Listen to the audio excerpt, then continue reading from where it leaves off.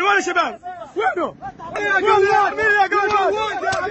لا لا يا قواد ترك يا عميد يا قواد الله اكبر الله اكبر الله اكبر يا قواد والله لا تاكل فوق الله اكبر يا قواد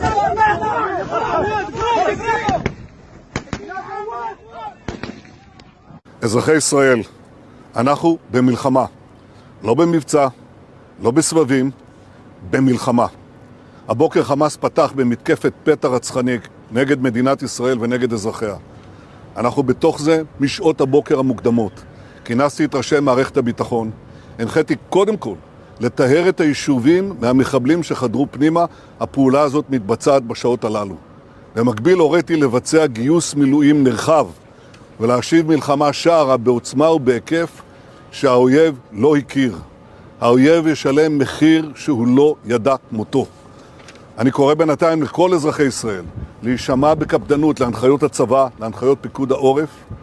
אנחנו במלחמה ואנחנו ננצח בה.